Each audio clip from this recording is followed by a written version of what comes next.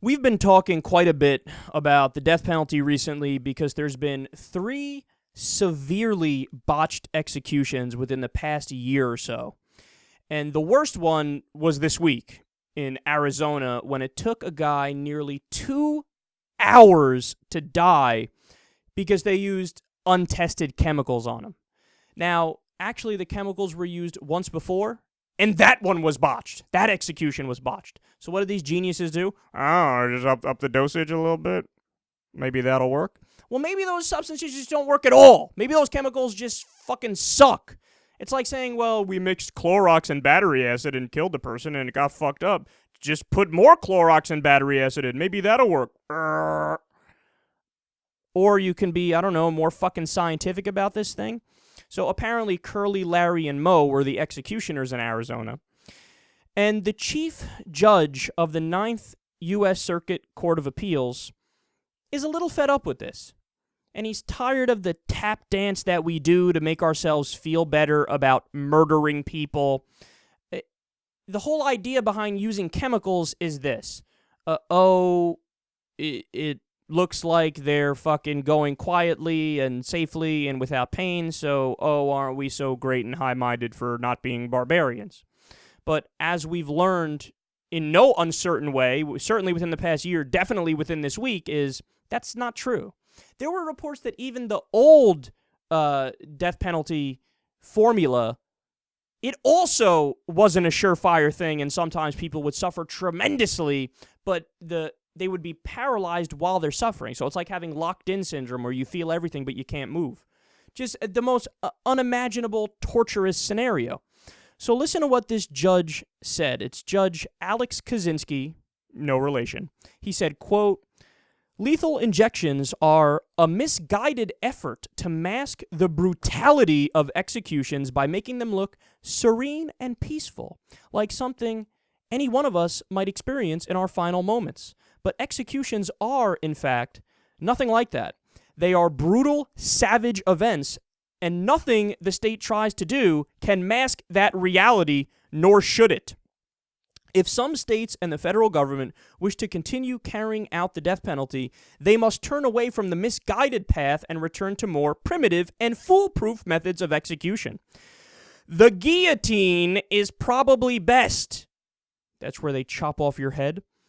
He continues, "But it seems inconsistent with our national ethos, and the electric chair, hanging, and the gas chamber are each subject to occasional mishaps. The firing squad strikes me as the most promising. 8 or 10 large-caliber rifle bullets fired at close range can inflict massive damage, causing instant death every time. There are plenty of people employed by the state who can pull the trigger and have the training to aim true. If we as a society cannot stomach the splatter from an execution carried out by firing squad, then we shouldn't be carrying out executions at all." That, ladies and gentlemen, is both a grim statement, but very true. The reality is, if we're gonna do the death penalty, you might as well do it in the most humane way possible, regardless of what it looks like. Okay? Let's face it, if you had to pick between dying in the gas chamber, electric chair, lethal injection, or getting shot at point-blank range in the face, you would pick the final one.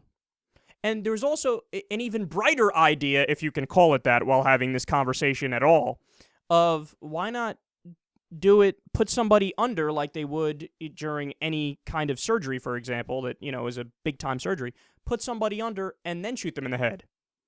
And then they really do die peacefully, even though it looks icky to the outside. But that leads to the inevitable conclusion, which is the only reason why we continue doing injections and chemicals is because it makes us feel better, even though objectively it's worse for the person we're killing, which ironically is more brutal. That's more brutal. In an attempt to feel more high-minded and less barbaric, we're being more barbaric. Isn't that amazing? And look, a lot of people will wince and they'll say, "Oh, no, to firing squad. Oh, that's so terrible and that's so old school." But again, when you actually go down to brass tacks and go down to the reality of it, it is the most kind way you can kill somebody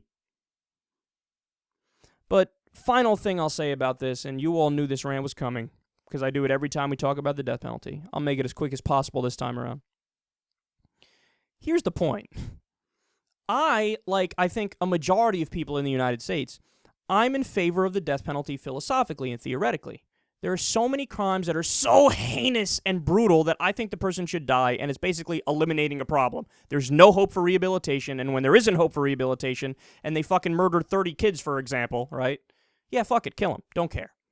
But the problem is the theory and the philosophy doesn't line up with the empirical reality, which is that sometimes we kill the wrong people. A study showed that 4% of the time we kill the wrong person. The wrong person. Never mind the hundreds of people that the Innocence Project have gotten off of death row, and the evidence that's come in that shows that in Texas and a few other places, we're relatively certain we killed innocent people with the death penalty, which means you're just in favor of murder at this point if you're in favor of the death penalty. So, look, while what this guy's saying is true, if we're going to have the death penalty, you should just do it with the firing squad after putting somebody to sleep. That's the most kind way to do it, but we shouldn't have the death penalty at all. And it leads to the inevitable conclusion of it really does violate the Eighth Amendment protection from cruel and unusual punishment. You can't really put a smiley face on an execution.